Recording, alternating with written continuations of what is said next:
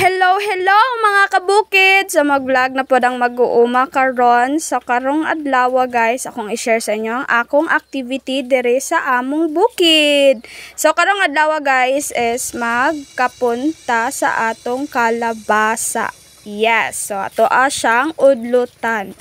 Kay atong gulayon. Char lang! So nana siya purpose guys, mo nang gikapon na to ang atong kalabasa para daghan daw siya bunga. Yes, so mo na siya guys ang atong nakuha nga mga udlot sa atong kalabasa. So ato ana ning gulayon para dili sayang.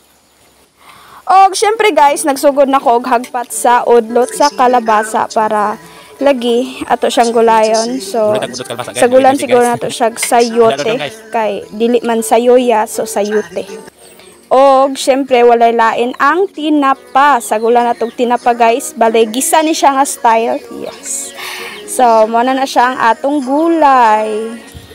So syempre pag golden brown sa atong garlic, yes, so ato adang gilunod ang atong sayote.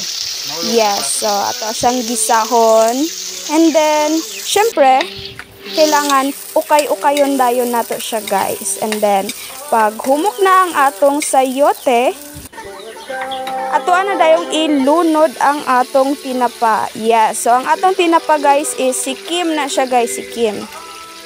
Og syempre paglunod nato sa atong tinapa, ato na pud siyang ukay-ukayon. Yes. Tarungon jud nato siya ukay guys para maukay gyud og maayo guys, mag-mix gyud ang sayote og ang tinapa.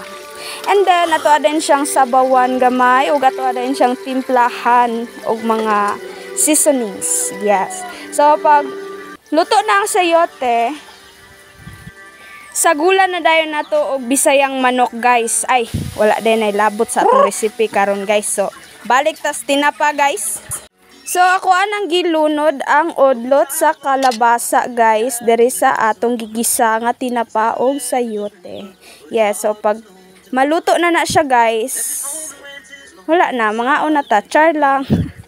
So dili pa ta mga on guys, kay syempre kailangan pa nato magtrabaho, kaon-kaon ta nya, wa patay na trabaho ay di na pwede. So kailangan magtrabaho sa ta.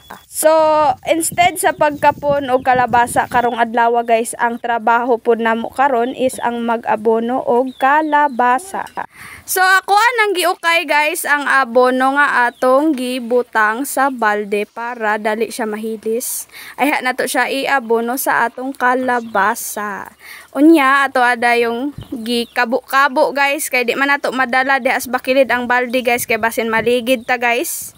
Okay rag kitay maligid guys, ayaw lang ang abono kay lagi. So nag-abono nako sa kalabasa. So per punuan guys, mao ra gyapon isa ka lata. Pag human na to og abono sa atong kalabasa guys, syempre gigutom na ta kay sige tag trabaho. So andam na atong gulay guys, og syempre kailangan na agyoy ginamos. Di gyud pwede nga mawad-an og ginamos ang taga-bukid guys, kay mao na gyud na kinaham sa mga taga-bukid. Og paris gyud, mao na gyud ni paris sa gulay. Syempre kung dili bulad ginamos gyud, wa man tay bulad guys, ginamos ra man, ginamos ra gyud.